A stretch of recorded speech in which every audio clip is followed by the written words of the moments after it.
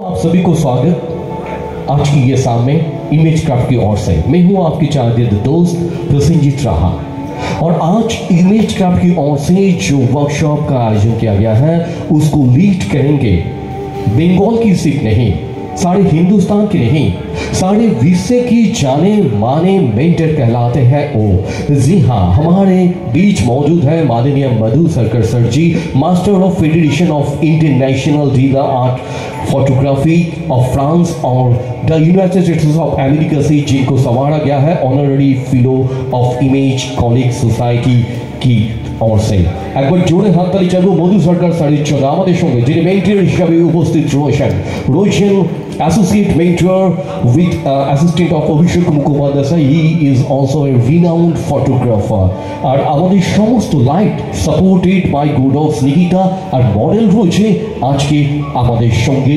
মৌটুসি মিষ্টি মৌটুসি আর আমাদের সাথে রয়েছেন আপনারা যারা রিনাউন্ড ফটোগ্রাফার, যারা আজকে ইমেজ ক্রাফটের এই ওয়ার্কশপে প্রধান অংশ। একবার জোরে হাততালি হয়ে যাক আপনাদের জন্য, মৌটুসির জন্য আর আমি রয়েছে আপনাদের প্রিয় বন্ধু Prasenjit Raha. Let's begin with your passion, with your destination, with your love, with your glory. This is our journey of second phase of our workshop.